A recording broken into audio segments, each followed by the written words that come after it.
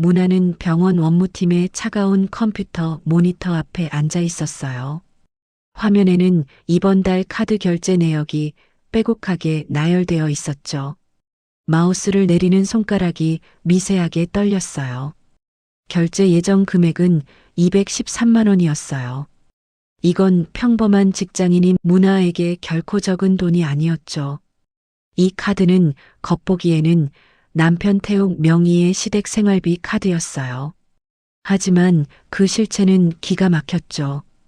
카드 대금이 빠져나가는 자동이체 계좌는 남편의 통장이 아니라 문화가 피땀 흘려 번 월급이 들어오는 급여 통장이었거든요. 남편은 자기 명의로 생색만 내고 실제 돈은 문화 주머니에서 다 나가고 있었던 거예요. 문화는 내역을 하나하나 뜯어보기 시작했어요.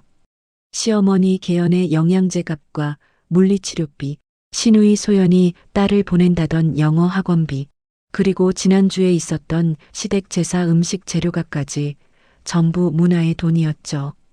문화는 영어 학원비 내역에서 눈을 멈췄어요. 소연이가 또 상의도 없이 슬쩍 카드를 긁은 게 분명했죠. 이번 달에만 벌써 세 번째였어요.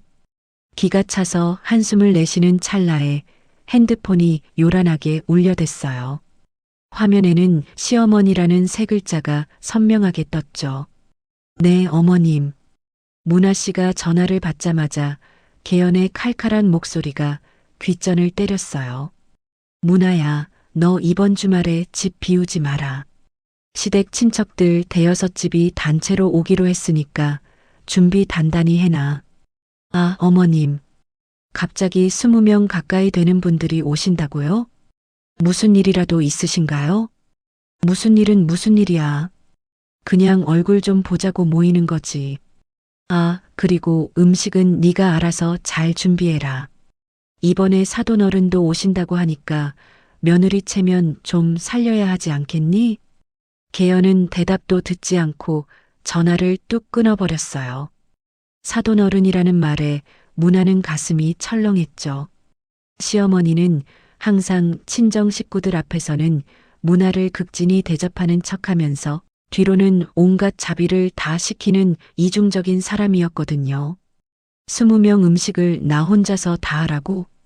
문화는 퇴근길에 무거운 몸을 이끌고 마트로 향했어요. 카트에는 소고기, 돼지고기, 각종 채소와 과일이 산더미처럼 쌓였죠. 계산대 앞에 서서 카드를 꺼내려는데 뒤에서 익숙하고 얄미운 목소리가 들려왔어요. 어머, 올케 언니. 여기서 뭐 하시는 거예요? 시누이 소연이었어요. 소연이의 카트에는 고가의 수입 화장품과 브랜드 옷 쇼핑백이 가득 담겨 있었죠. 문화가 쓴웃음을 지으며 대답했어요. 주말에 어머님 댁에 손님들 오신다고 해서 장 보는 중이에요. 아가씨는 쇼핑 왔어요? 네, 이번에 새로 나온 가방 좀 보느라고요. 아, 맞다. 올케 언니, 그 생활비 카드 좀 줘봐요. 저기 계산대에 제가 찍어둔 게 좀 있는데 지갑을 차에 두고 왔네. 이번 달에 아가씨가 이 카드로 긁은 돈만 벌써 60만 원이 넘어요. 개인적인 건 아가씨 카드로 결제해요. 문화의 단호한 말투에 소연이는 입술을 삐죽이며 어이없다는 듯이 웃었어요. 아니, 올케 언니. 가족끼리 왜 이래요? 이거 어차피 우리 오빠 카드잖아요. 우리 오빠가 벌어오는 돈인데 동생인 제가 좀 쓰면 어때서요? 언니가 너무 예민하게 구는 거 아니에요? 꼭 자기 돈 나가는 것처럼 유세네. 소연이는 문화의 손에서 카드를 거의 뺐다시피 낚아채서 계산대로 달려갔어요. 그 카드가 사실은 문화의 월급 통장에 연결되어 있다는 사실을 꿈에도 모르는 건지 아니면 알고도 모르는 척하는 건지 알 수가 없었죠. 문화는 그 뻔뻔한 뒷모습을 보며 주먹을 꽉 쥐었어요. 주말이 되자 상황은 더 점입가경이었어요. 문화는 새벽 5시부터 일어나서 허리가 끊어질 듯이 전을 부치고 갈비찜을 고았죠. 남편 태욱이 잠이 덜 깬 눈으로 부엌에 어슬렁거리며 들어왔어요. 여보, 고생이 많네. 내가 뭐 도와줄 거 없어? 그럼 이 설거지 좀 해줘. 그릇이 계속 나와서 감당이 안 돼. 아, 맞다. 나 지금 나가봐야 해. 엄마가 친척 삼촌 모셔오라고 하셨거든. 내가 이따가 와서 꼭 도와줄게. 미안해. 남편은 대충 사과하는 척하며 쏜살같이 집을 나갔어요. 결국 그 넓은 부엌에는 기름 냄새와 문화의 한숨 소리만 가득했죠. 오후가 되자 손님들이 몰려왔고 거실에서는 웃음꽃이 피어났어요. 개연은 친척들 앞에서 목소리를 높였죠. 우리 며느리가 참 손이 빨라. 내가 시키지도 않았는데 이렇게 진수성찬을 차려놨네. 역시 집안에 사람을 잘 들여야 해. 안 그래요, 사돈어른? 친정 아버지는 그저 허허 웃으며 딸의 안색을 살폈어요. 문화는 부엌 구석에서 땀을 닦으며 그 가식적인 대화를 듣고 있었죠. 시누이 소연은 옆에서 음식을 집어먹으며 한술 더 떴어요. 올케 언니, 잡채 간이 조금 심심한 것 같아요. 다음번엔 신경 좀 써주세요. 그리고 아까 결제한 거 오빠한테는 말 잘해줬죠?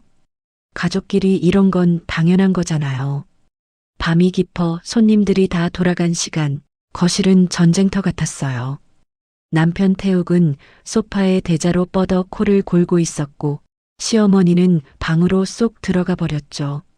문화는 차가운 물에 손을 담그고 산더미 같은 설거지를 시작했어요. 퉁퉁 불어버린 손가락을 보며 지난 20년의 세월이 스쳐 지나갔어요. 내가 이 집안의 머슴이었나? 아니면 걸어다니는 현금 인출기였나? 그때 친정 엄마에게서 전화가 왔어요. 힘없는 목소리로 엄마가 말했죠. 문화야, 나 내일 수술 날짜 잡았다. 입원비가 좀 많이 나올 것 같은데 네가 시댁 눈치 보이면 내가 어떻게든 알아볼게. 미안해, 딸. 전화를 끄는 문화의 눈에서 참았던 눈물이 터져 나왔어요. 시댁에는 1년에 수천만 원을 쏟아부으면서 정작 병든 친정 엄마 입원비 걱정에 가슴을 졸여야 하는 현실이 너무나도 비참했죠. 문화는 그 길로 컴퓨터를 켜고 엑셀 파일을 열었어요. 그리고 지난 20년간 시댁에 갖다 바친 돈을 항목별로 하나하나 정리하기 시작했어요. 시댁 제사비, 시누이 사치품 비용, 남편 명의로 나간 시댁 용돈들. 합산된 금액은 자그마치 5억 원에 육박했어요. 문화는 화면에 찍힌 5억 원이라는 숫자를 멍하니 바라보며 입술을 깨물었어요. 당연한 건 세상에 없어. 당신들이 당연하게 쓴 그 돈, 이제 하나도 빠짐없이 돌려받아야겠어. 거실에서 들려오는 남편의 코 고는 소리가 그날따라 유난히 역겹게 들렸어요. 문화의 눈빛은 전에 없이 차갑고 단단하게 빛나고 있었죠. 문화는 병원 복도 벤치에 앉아 멍하니 천장을 바라봤어요. 조금 전 담당 의사가 건넨 말들이 머릿속에서 맴돌았죠. 보호자님, 환자분 상태가 생각보다 좋지 않아요. 종양 크기가 커서 당장 다음 주 목요일에는 수술을 진행해야 합니다. 입원비와 수술비, 간병비까지 합치면 대략 1,000만 원 정도는 예산을 잡으셔야 할 거예요. 1,000만 원. 남들에겐 어떨지 몰라도 지난 20년간 시댁 식구들 뒷바라지하느라 적금 하나 제대로 들지 못한 문화에게는 너무나 컸어요. 하지만 돈보다 더 문화의 가슴을 후벼 파는 건 수술을 앞두고 혼자 병실에 앉아있을 친정 엄마의 모습이었죠. 문화가 병실 문을 열고 들어가자 엄마 연옥은 창밖을 보다가 얼른 고개를 돌렸어요. 딸의 어두운 표정을 읽었는지 억지로 밝은 목소리를 냈죠. 문화야, 의사 선생님이 뭘 하시니? 수술하면 금방 낫는 거지? 너 괜히 나 때문에 시댁일 소홀히 하면 안 돼. 안 그래도 사돈어른 성격에 너 미워하실까봐 그게 제일 걱정이야.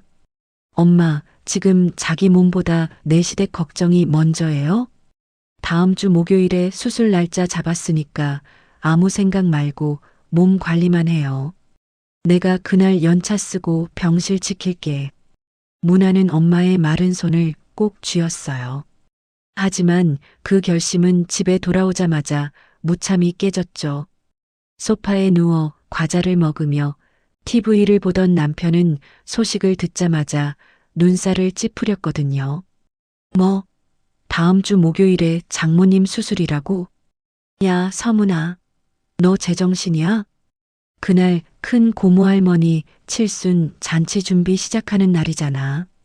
엄마가 너보고 장보기부터 음식까지 다 맡으라고 신신당부한 거 잊었어? 태욱 씨, 우리 엄마 수술이야.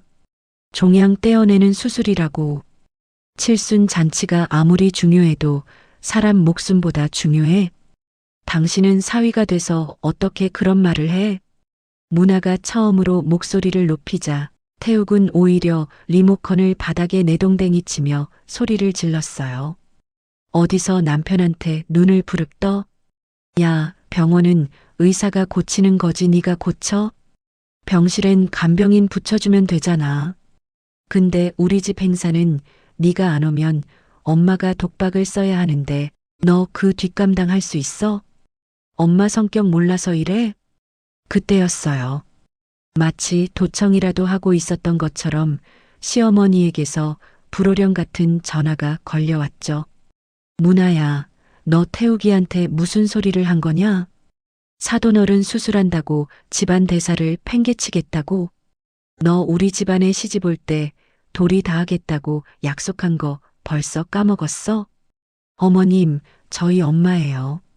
엄마가 수술실 들어가시는데 제가 어떻게 시댁에서 전을 부치고 고기를 구워요? 이번만은 제발 양해해 주세요. 양해 같은 소리 하고 있네. 야, 너 똑바로 들어라. 칠순 잔치는 일가 친척 수십 명이 모이는 집안의 얼굴이야. 병원은 보호자 없어도 기계가 다 알아서 해주는 거고, 며느리가 시댁 일을 제쳐두고 친정일에 매달리는 꼴은 내 눈에 흙이 들어가도 못 본다. 우선순위라는 걸 좀 알아야지. 너 그렇게 안 봤는데 참 이기적이다. 개연의 목소리는 칼날처럼 날카로웠어요. 문화는 가슴이 떨려 말을 잇지 못했죠.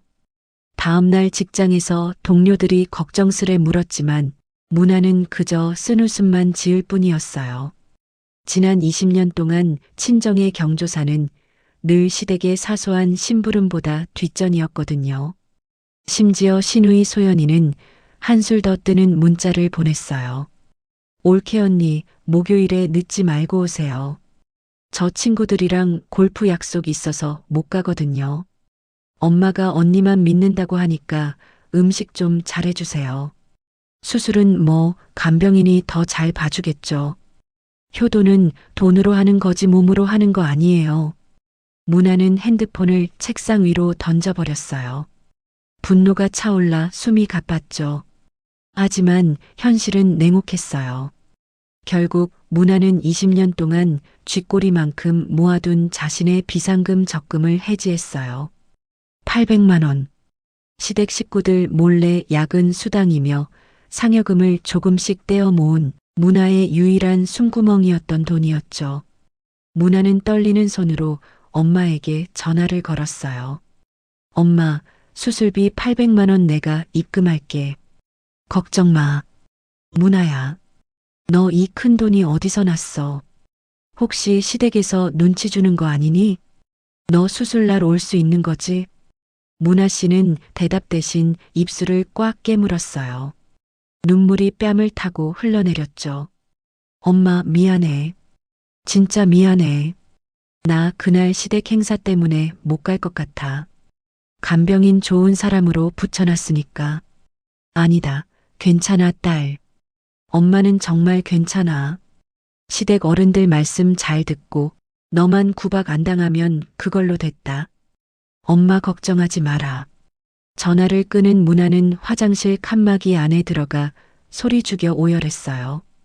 20년 전 결혼할 때 친정 엄마가 싸준 이불 보따리를 보며 행복하게 살겠다고 다짐했던 자신이 너무나 한심했죠. 퇴근 후 집에 오자 태욱은 문화에 적금해지 사실은 꿈에도 모른 채 의기양양하게 물었어요. 그래서 목요일에 오기로 한 거지? 엄마한테 그렇게 전한다? 잘 생각했어. 역시 우리 마누라가 최고야. 문화는 남편의 얼굴을 보지도 않고 방으로 들어가 문을 잠갔어요. 그리고 어두운 방 안에서 컴퓨터를 켰죠. 정리라는 제목의 엑셀 파일에는 새로운 문장이 추가되었어요. 친정 엄마 수술 당일 시댁 칠순 잔치 강제 동원. 본인 적금 800만 원으로 수술비 충당. 문화는 모니터의 하얀 빛에 반사된 자신의 차가운 눈동자를 보며 중얼거렸어요. 당신들이 앗아간 내 20년, 그리고 우리 엄마의 눈물. 이제부터는 이자가 붙을 거야. 아주 독하게. 문화의 복수는 이제 막 정교한 설계를 마치고 가동될 준비를 끝내고 있었어요. 문화는 병원 로비 한 구석에서 떨리는 손으로 스마트폰 뱅킹 앱을 실행했어요. 비밀번호를 누르는 손가락 끝이 차갑게 식어 있었죠. 확인 버튼을 누르자 친정 엄마 연옥의 계좌로 800만 원이 즉시 송금되었어요. 화면에 뜬 송금 완료라는 네 글자를 보자마자 문화는 참았던 숨을 길게 내뱉었죠. 엄마, 방금 800만 원 보냈어요. 우선 이걸로 수술 전 검사비랑 입원 준비물부터 챙기세요. 모자라면 바로 말하고요. 전화 너머로 들려오는 엄마의 목소리는 미안함으로 젖어 있었어요. 문화야, 이 큰 돈을 갑자기 어디서 구했어? 너 시댁에서 눈치 주는 거 아니니? 안 그래도 사돈어른 성격에 너 미워하실까봐 잠도 안 온다. 엄마는 정말 괜찮으니까 제발 무리하지 마라. 엄마, 지금 자기 몸보다 내 시댁 걱정이 먼저예요? 내 월급 내가 쓰겠다는데 누가 뭐라고 해요? 아무 생각 말고 몸 관리만 잘하고 계세요. 문화는 전화를 끊고 서둘러 병원 원무팀 서류실로 향했어요.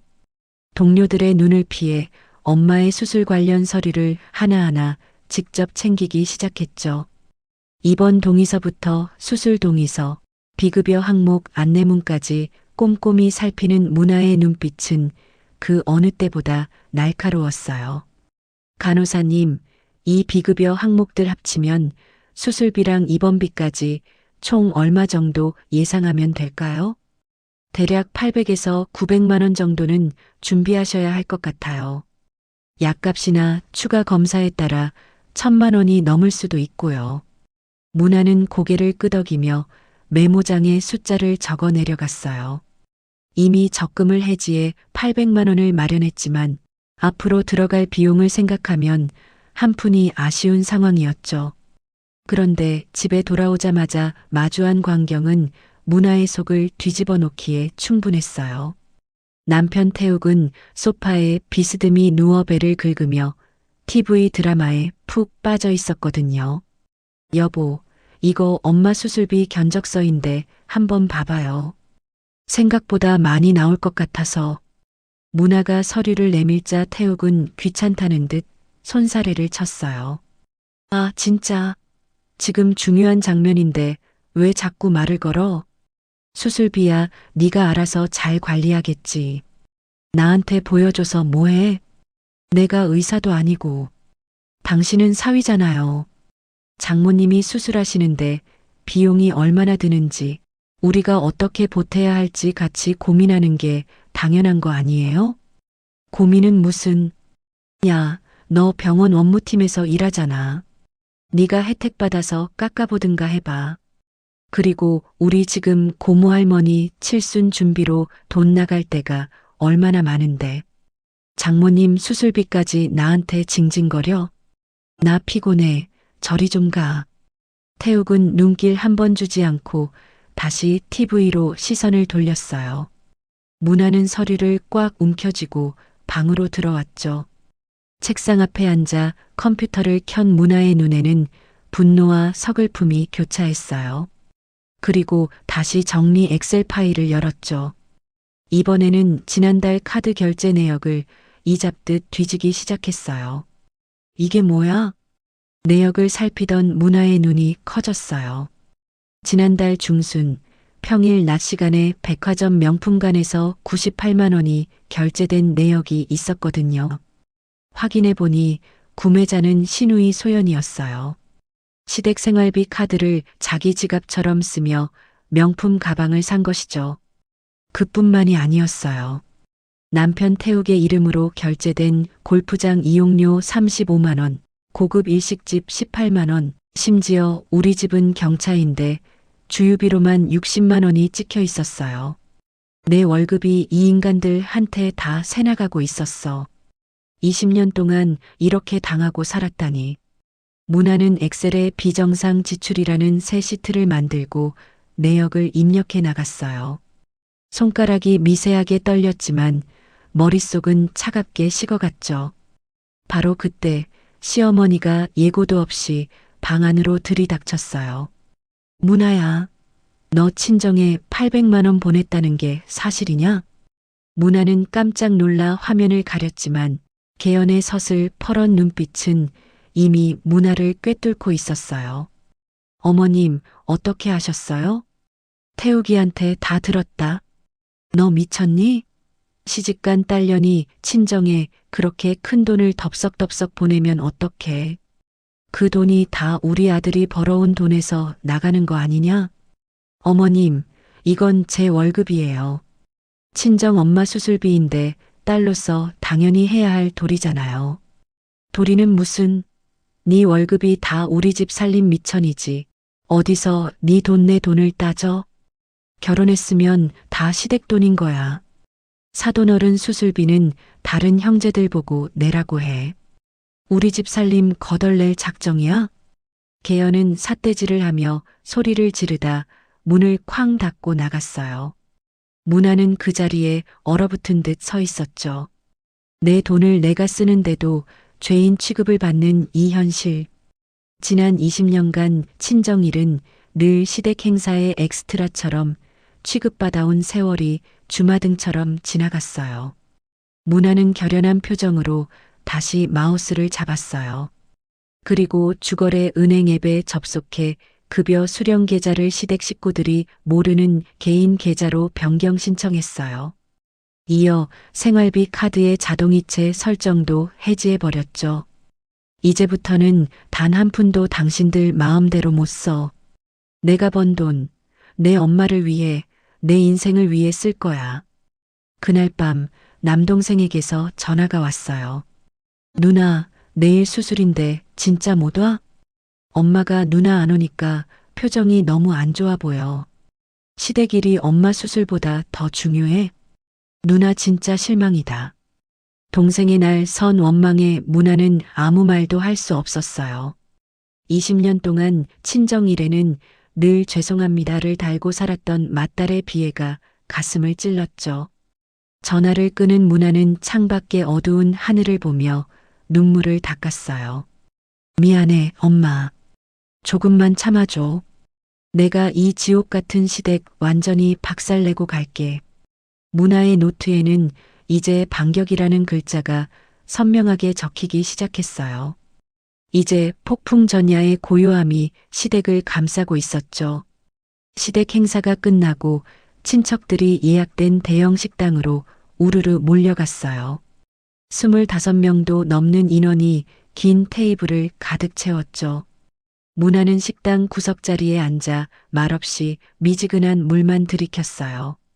새벽 4시에 일어나 제사 음식 20가지를 혼자 준비하느라 이미 온몸의 마디마디가 비명을 지르고 있었거든요. 아이고, 요즘 세상 참 좋아졌어요. 며느리들도 친정 부모라면 아주 끔찍하게 챙기더라고요. 옆 테이블에 앉은 친척 한 분이 웃으며 말을 건넸어요. 식당 안 분위기는 겉보기엔 화기애애했죠. 하지만 그 말을 들은 시어머니가 젓가락을 탁 내려놓으며 찬물을 끼얹었어요. 친정 챙기는 게 뭐가 나빠요. 그런데 그게 자기 돈이 아니라 남의 돈으로 생색내는 거라면 문제가 좀 다르지 않겠어요? 순간 식당 안에 소음이 씻은 듯이 사라졌어요. 문화는 멍해진 머리로 고개를 들어 시어머니를 바라봤죠. 개연은 기다렸다는 듯이 비아냥거리는 목소리를 높였어요. 글쎄, 우리 며느리가 요새 친정에 돈을 얼마나 퍼붓는지 몰라요. 한 번 보낼 때마다 200, 300만 원씩 툭툭 보내더라고. 그게 다 어디서 나오는 돈이겠어요? 어머, 형님. 그래도 문화가 버는 돈이 있으니까 그러는 거 아니에요? 친척 한 명이 조심스럽게 물었지만 개연은 코웃음을 치며 목소리를 더 키웠어요. 얘가 버는 돈?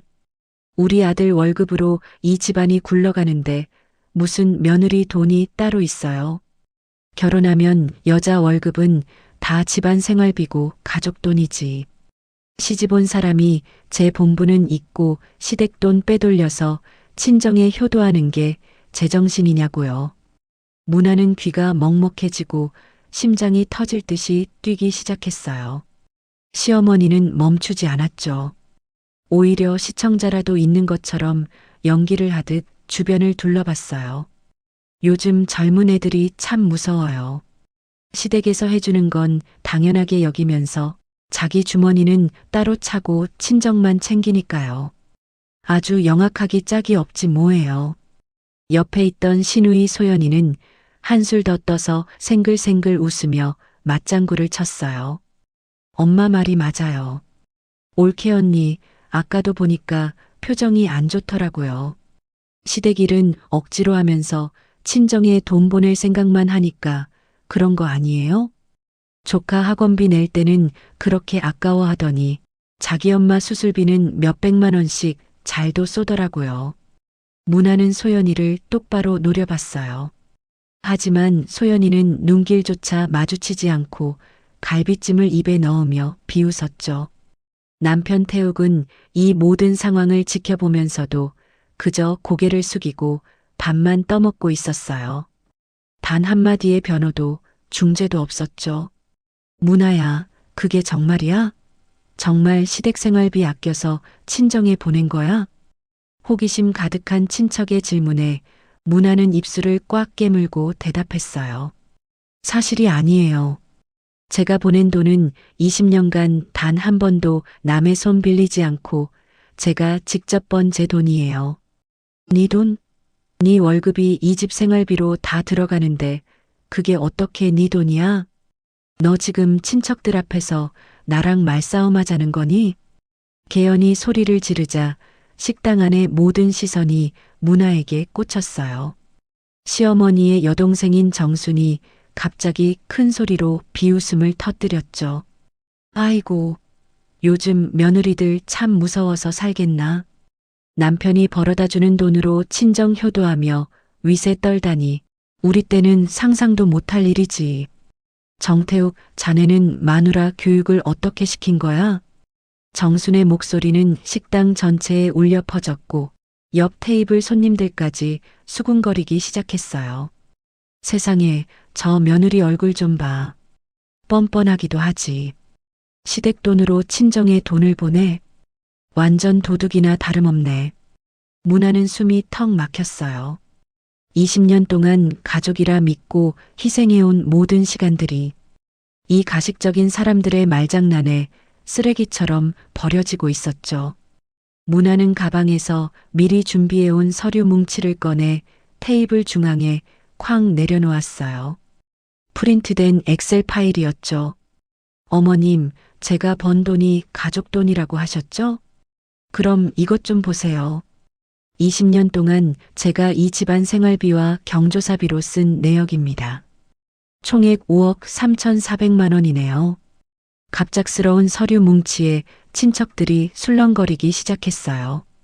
개연은 당황한 듯 서류를 낚아채 훑어봤죠. 항목마다 날짜와 금액, 결제 내역이 빈틈없이 적혀 있었어요. 이게 다 뭐야? 네가 멋대로 지어낸 숫자 아니야? 제 급여 계좌와 카드 내역이에요. 어머님 병원비, 아가씨 대학 등록금, 태욱 씨 골프 비용까지 여기 다 들어있어요. 확인해 보시죠. 과연 누가 누구의 돈으로 호의호의하며 살았는지요. 문화의 목소리는 차갑다 못해 서늘했어요. 태욱이 당황해서 문화의 팔을 붙잡았죠. 여보, 지금 미쳤어? 어른들 계신 데서 이게 무슨 망신이야. 일단 이거 치우고 집에 가서 얘기해. 놓으세요.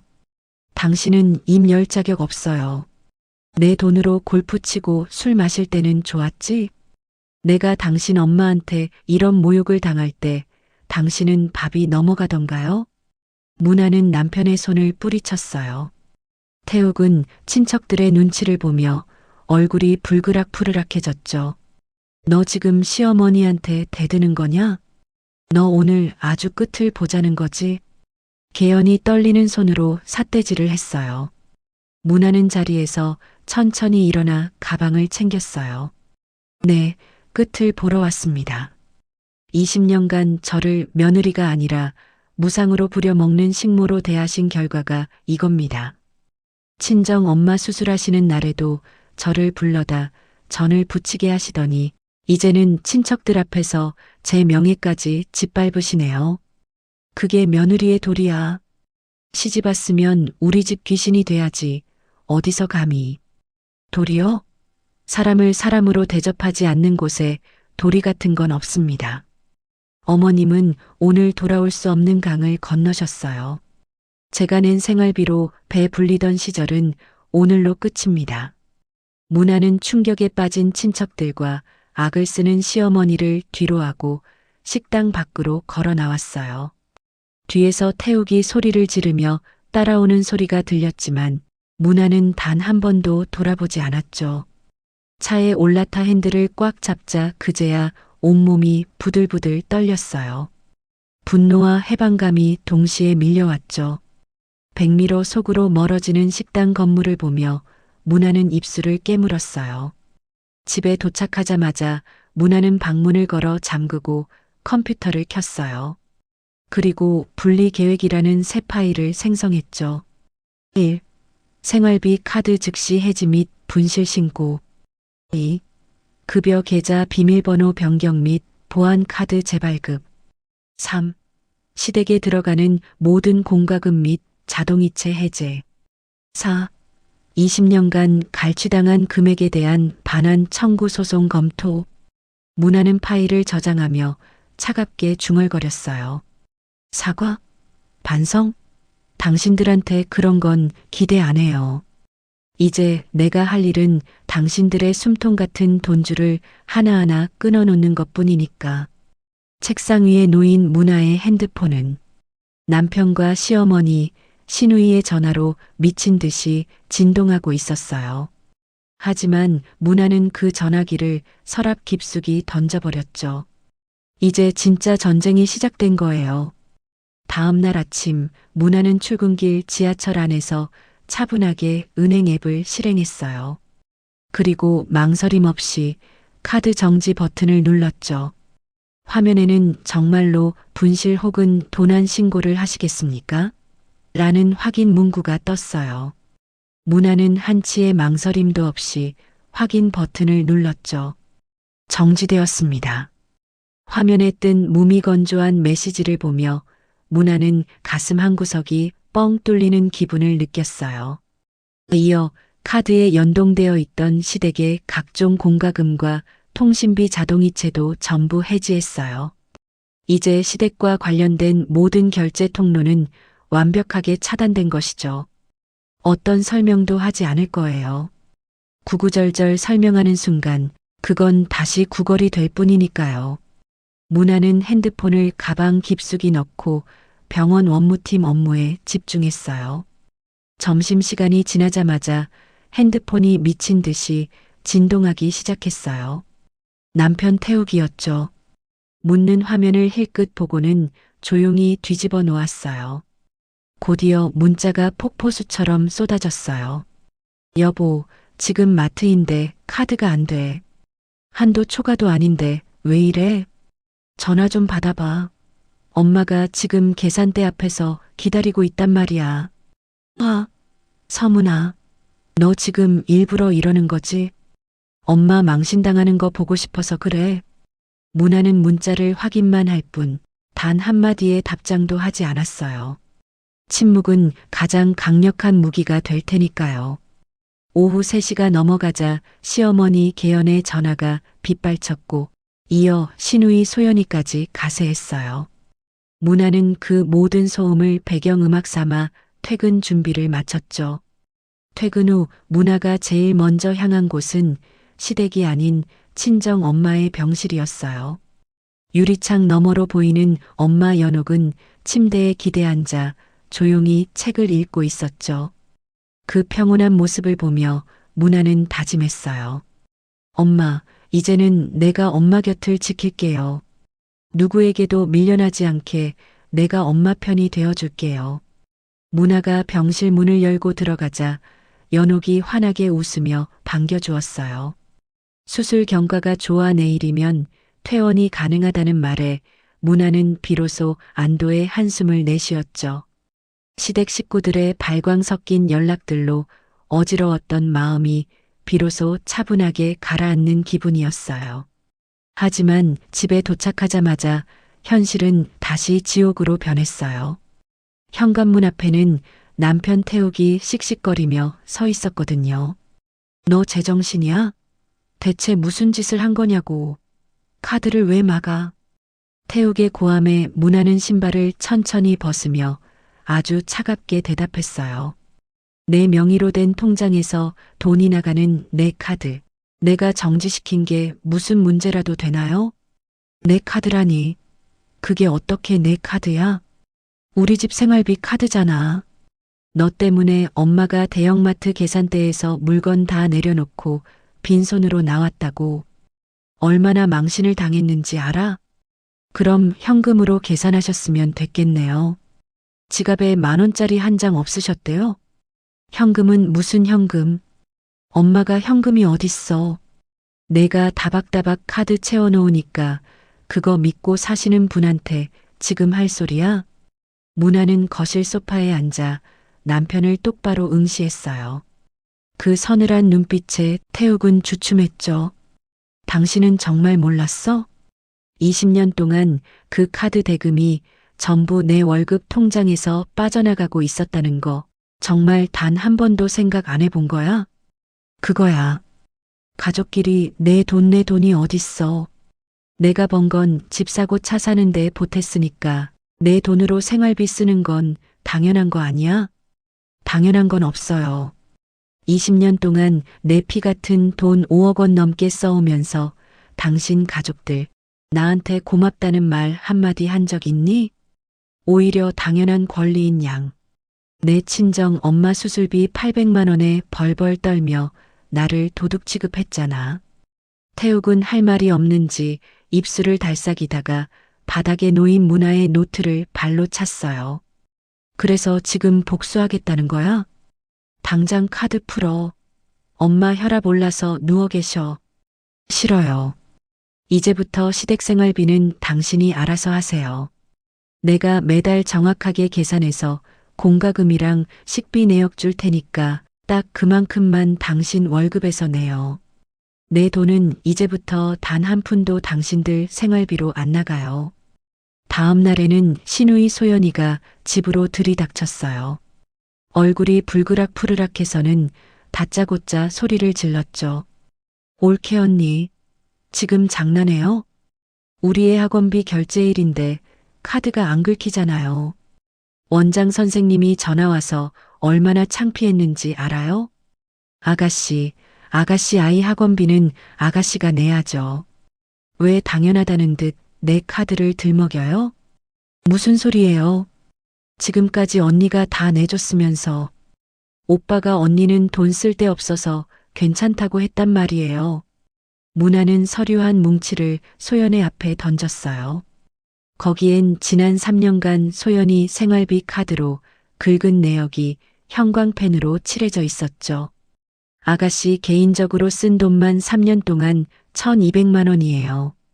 백화점 명품 가방, 딸 발레 레슨비, 심지어 아가씨네 시댁 제사 장보기까지 내 카드로 했더라고요. 이게 정상이에요? 소연은 서류 속 숫자를 보고 당황한 듯 눈동자를 굴렸어요. 하지만 이내 뻔뻔하게 대꾸했죠. 가족끼리 좀 쓸 수도 있지. 언니 정말 무서운 사람이네. 이런 걸 다 적어두고 있었어요? 가족이라는 이름으로 남의 인생 갉아먹는 아가씨가 더 무서워요. 당장 나가요.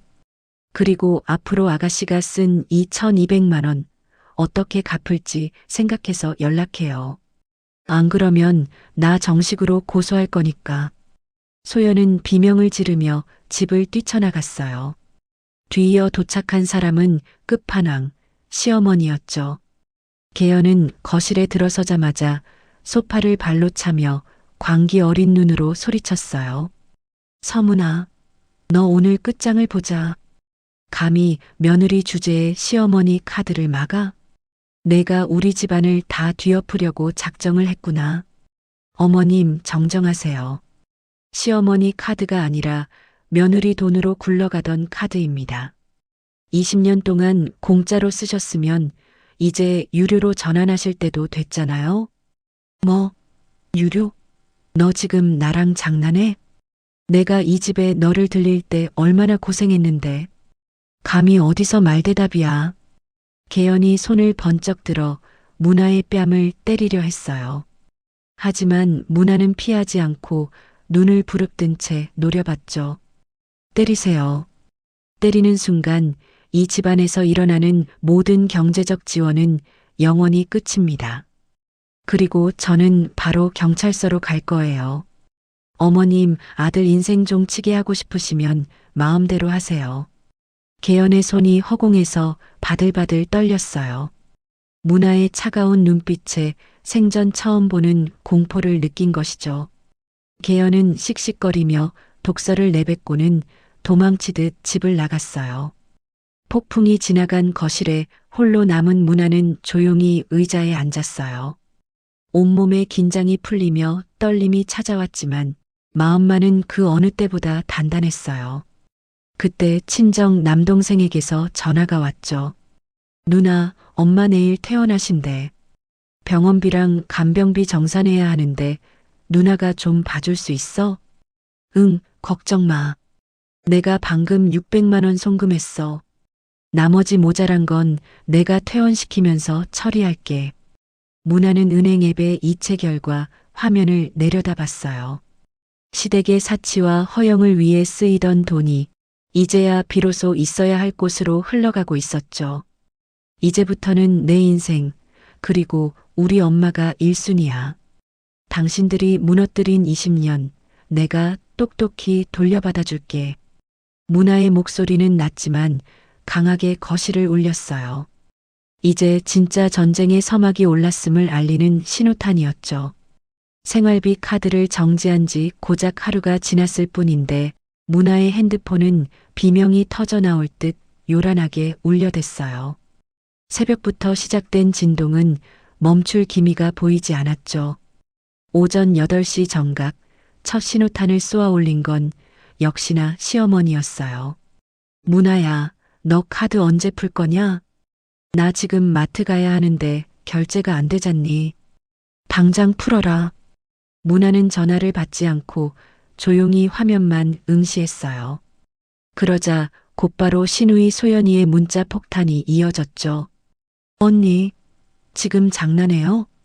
우리의 학원비 오늘까지 안 내면 제명당한단 말이에요.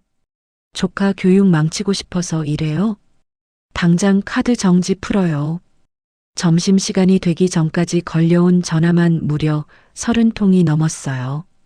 시어머니와 시누이가 번갈아 가며 전화를 거는 통에 배터리가 순식간에 닳아버릴 지경이었죠. 병원 휴게실에서 동료가 걱정스럽게 물었어요. 문아 씨, 전화 좀 받아보세요. 무슨 급한 일이라도 있는 거 아니에요? 아까부터 계속 울리던데.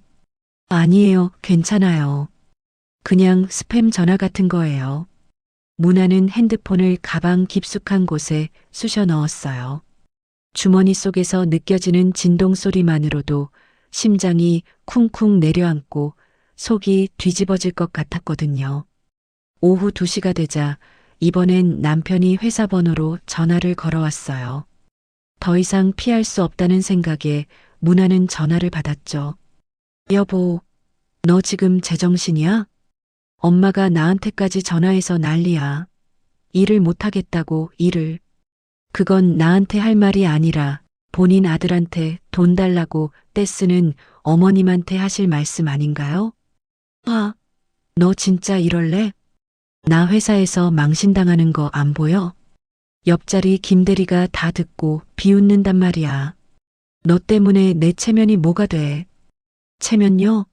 태욱 씨, 나는 20년 동안 당신 집안에서 머슴 취급당하면서 체면이라는 거 다 버리고 살았어. 당신 망신당하는 게 내 피 같은 돈 5억 원보다 더 중요해? 이 여자가 진짜 미쳤나?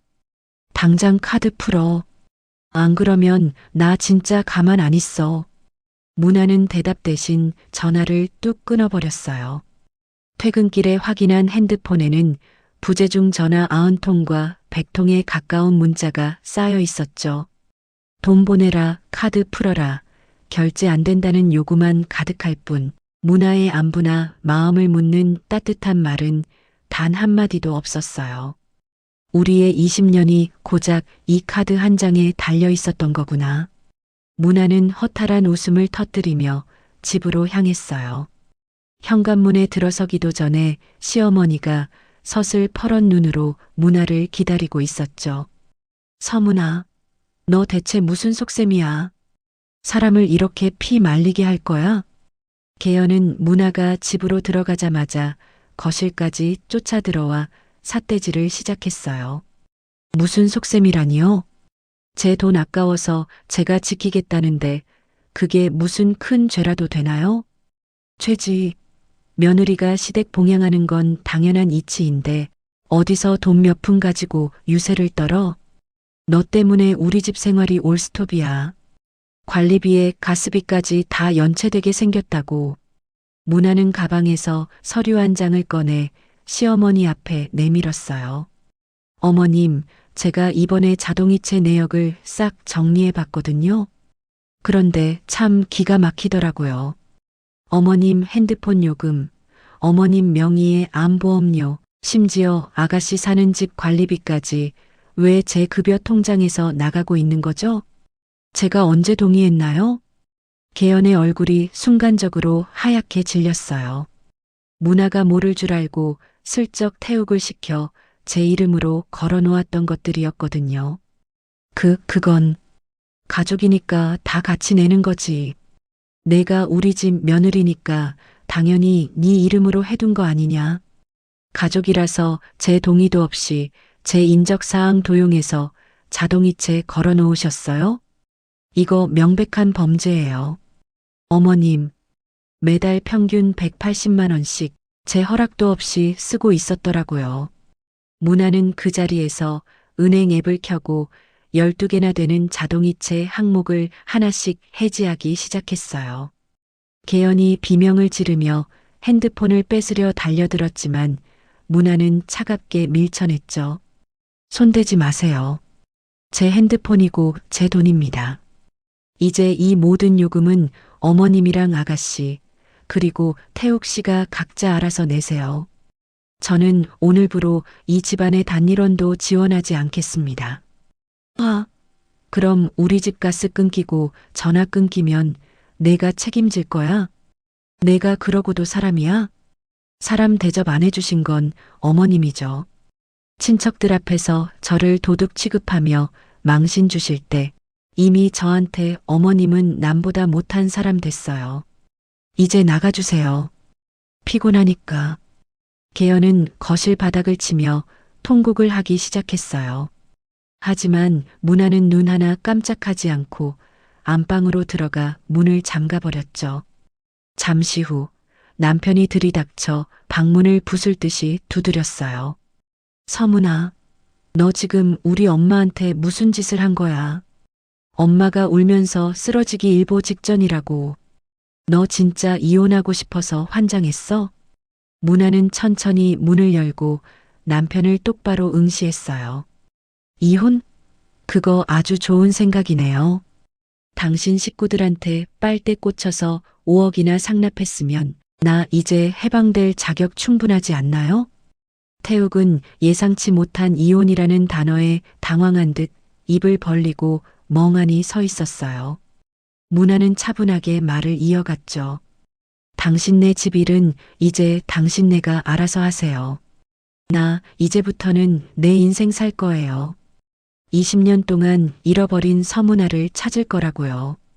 문화는 다시 문을 닫고 잠갔어요. 밖에서 들려오는 욕설과 울음소리가 더 이상 고통스럽지 않았죠.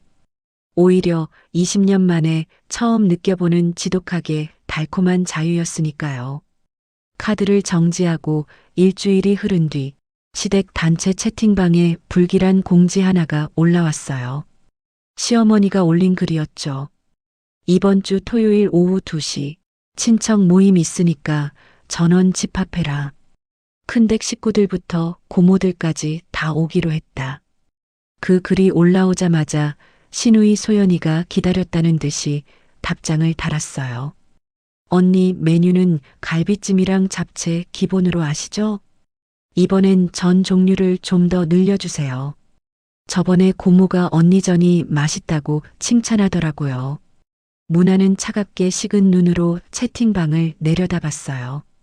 그리고 망설임 없이 손가락을 움직여 짧고 강렬한 한마디를 남겼죠. 저는 이번 모임 불참합니다. 다들 즐거운 시간 보내세요. 채팅방은 순식간에 정적이 감돌았어요. 10초도 지나지 않아 시어머니에게서 걸려온 전화가 요란하게 울려댔죠. 문화는 가볍게 거절 버튼을 누르고 핸드폰을 가방 깊숙이 넣었어요. 그러자 독설이 가득 담긴 문자가 쏟아졌어요. 불참은 무슨 놈의 불참이야. 내가 안 오면 음식은 누가 하고 손님 맞이는 누가 해. 당장 전화 받아. 문화는 대꾸조차 하지 않고 병원 원무팀 업무에 매진했어요. 점심시간이 되자 남편이 사색이 되어 전화를 걸어왔죠. 여보, 당신 지금 제정신이야? 엄마가 지금 집에서 뒷목 잡고 쓰러지기 일보 직전이라고. 토요일 친척 모임이 얼마나 중요한데 왜 불참이야? 중요한 건 알겠는데 제 스케줄에는 그날 친정 엄마 모시고 병원 가는 게 더 중요하네요. 친정은 다음 주에 가도 되잖아. 20명 넘는 친척들이 오는데 며느리인 내가 없으면 그 음식은 누가 준비하라고. 당신 진짜 이럴 거야? 태욱 씨, 당신이랑 아가씨가 있잖아요. 손이 없어요. 발이 없어요? 당신들 집안 잔치니까 당신들이 직접 장보고 음식 만드세요. 전 더 이상 당신들 종노릇 안 합니다.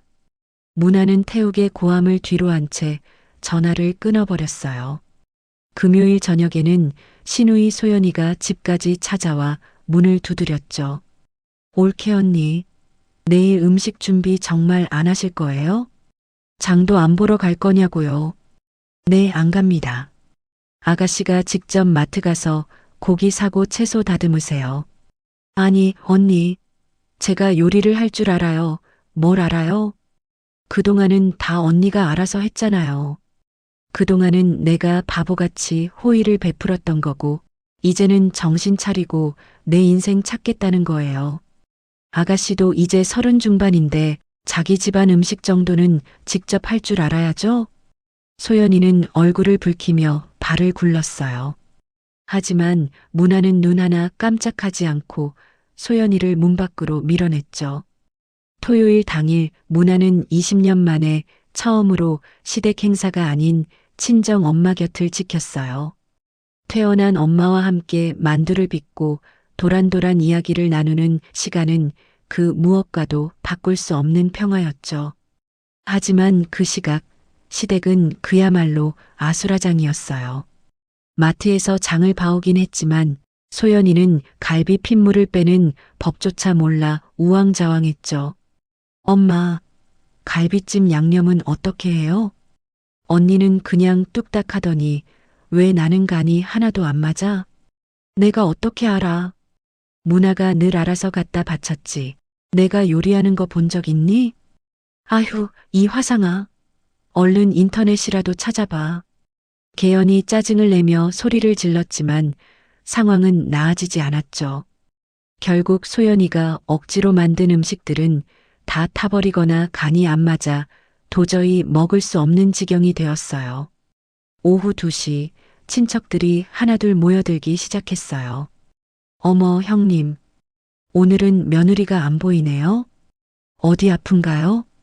아프긴 무슨. 요즘 친정일에만 미쳐서 시댁 행사는 나 몰라라 한다니까요.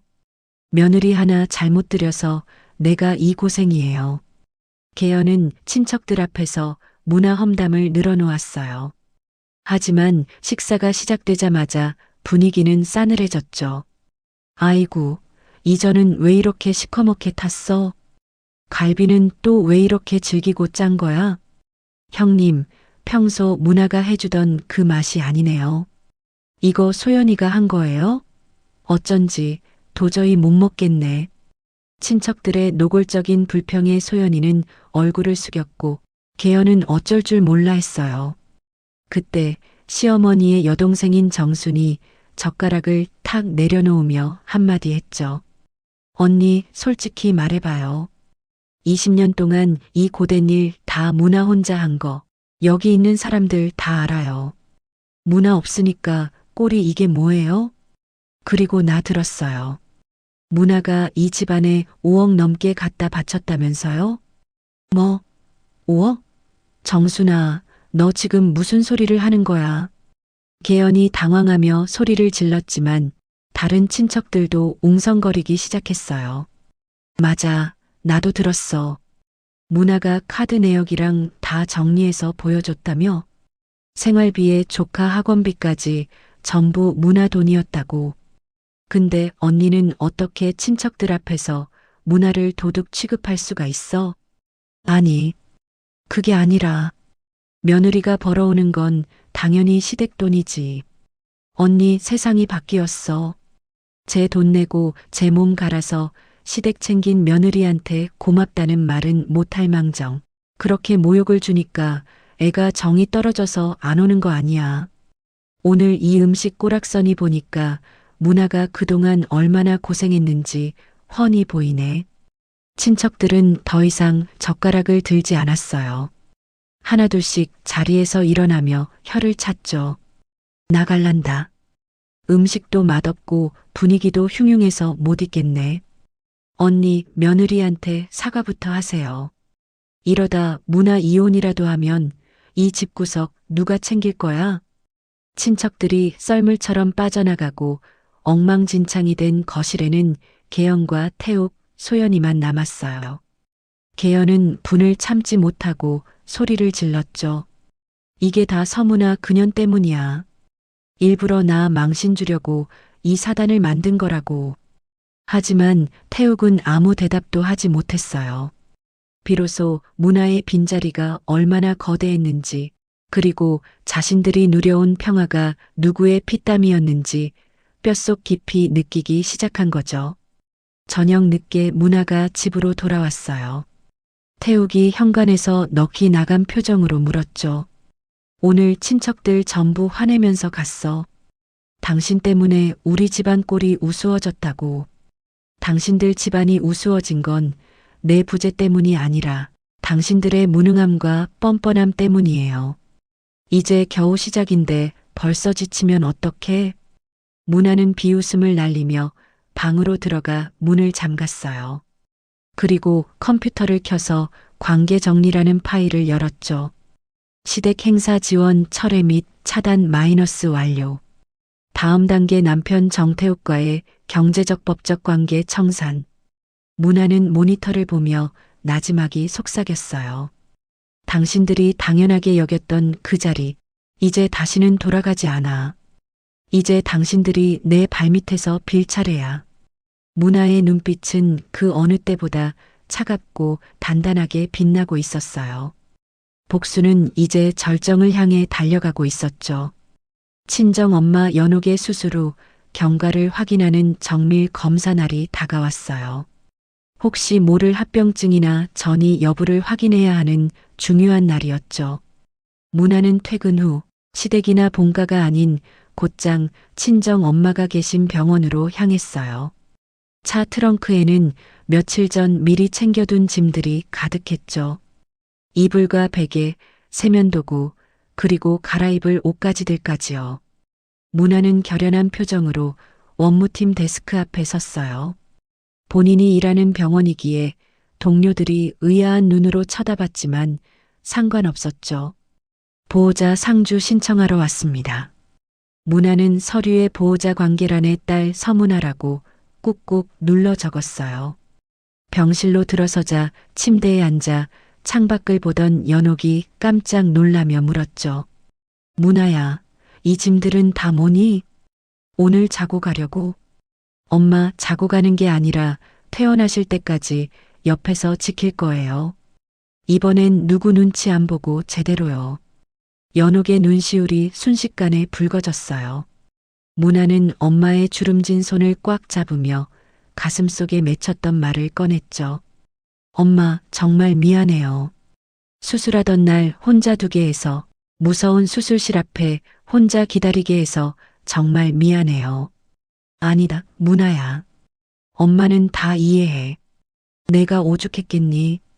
시댁 어른들 무서운 거 내가 다 아는데. 아니요, 엄마. 이해하지 마세요. 괜찮은 게 아니었어요.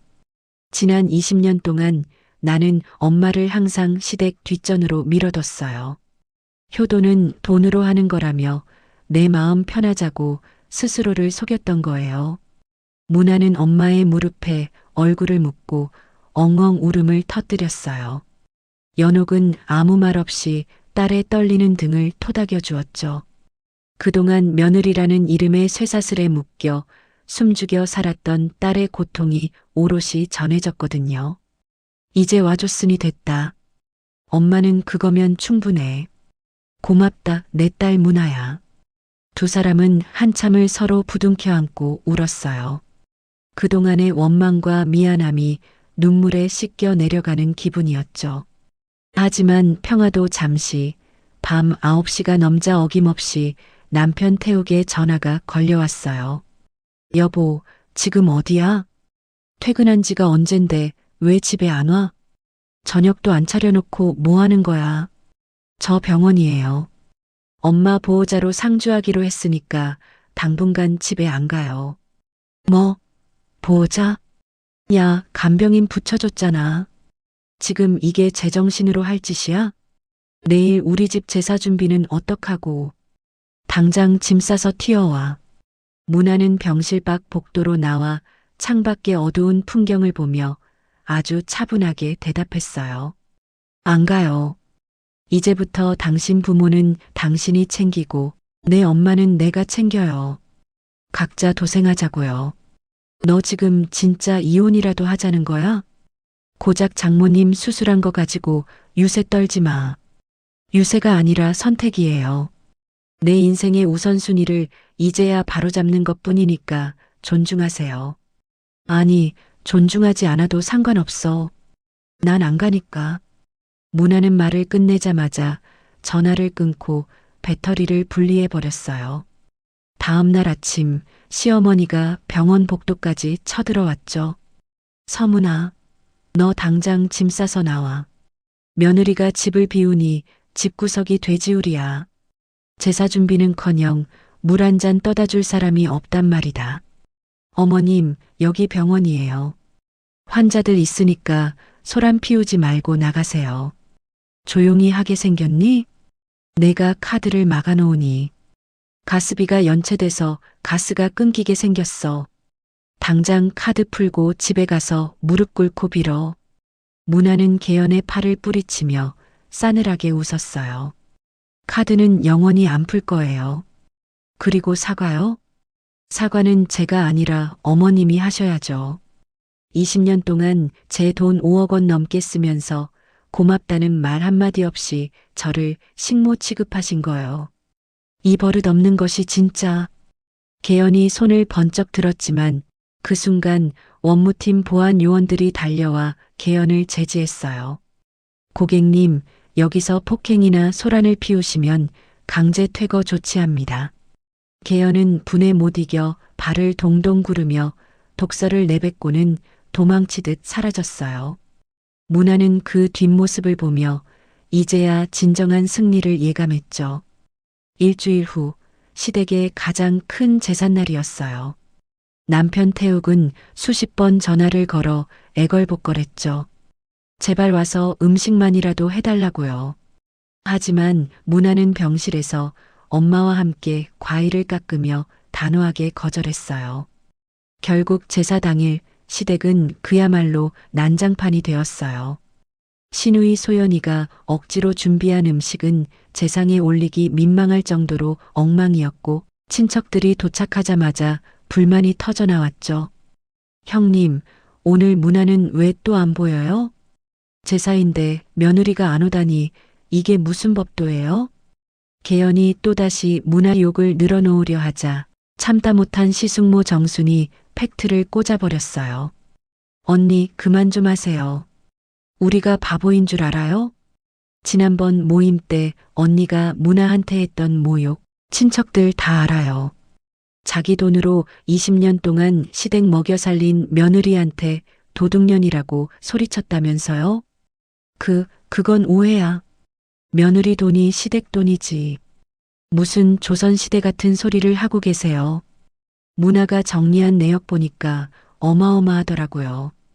언니 핸드폰 요금까지 문화가 다 내줬다는데 고마운 줄도 모르고 내쫓았으니 이 고생을 하는 거죠. 오늘 음식 좀 봐요. 이게 사람 먹으라고 만든 거예요? 친척들은 혀를 차며 젓가락을 내려놓았고 제사는 역대 최악의 분위기 속에서 끝났어요. 친척들이 떠난 뒤 텅 빈 거실에서 태욱은 비로소 문화의 거대한 존재감을 깨닫고 소파에 주저앉았죠. 반면 문화는 친정 엄마와 함께 산책을 하며 20년 만에 찾아온 평화를 만끽했어요. 문화야, 이제 정말 괜찮은 거니? 네, 엄마. 처음으로 내 편이 되어 보니까 알겠더라고요. 내가 나를 지키지 않으면 아무도 나를 지켜주지 않는다는 걸요. 이제 다시는 그 지옥으로 돌아가지 않아요. 문화는 엄마를 향해 환하게 웃어 보였어요. 20년 동안 잃어버렸던 가장 서문화다운 진짜 미소였죠. 시댁의 독촉 전화도 시어머니의 악다구니도 이제는 그저 먼지 같은 소음일 뿐이었어요. 문화의 완벽한 독립, 그리고 가장 통쾌한 복수는 바로 절대로 돌아가지 않는 것이었으니까요. 이 사연을 집필하면서 가장 마음이 아팠던 지점은 문화의 잃어버린 20년이라는 세월이에요.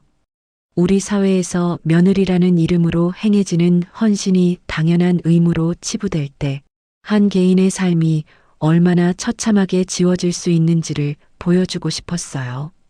특히 내 부모보다 시댁을 우선시해야 했던 그 죄책감은 단순히 돈으로 환산할 수 없는 감정적 부채였죠.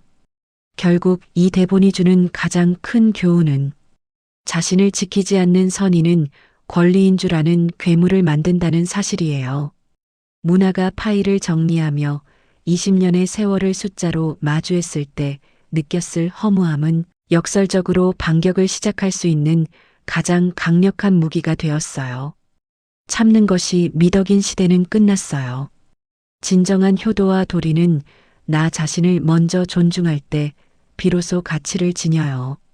시댁 식구들이 겪게 된 자리의 공백은 문화의 복수이기도 하지만 그동안 감내해온 희생의 크기를 증명하는 뼈아픈 성적표이기도 하죠. 부디 이 사연이 누군가의 당연한 희생에 의존해 살고 있는 이들에게는 경종을, 참고 견디는 이들에게는 자신을 선택할 용기가 되길 바랍니다. 여러분은 이 상황 어떻게 생각하시나요? 댓글로 남겨주세요. 혹시 이 사연이 남의 이야기 같지 않으셨다면 구독과 좋아요로 마음을 남겨주세요. 비슷한 이야기들을 계속 전해드리겠습니다.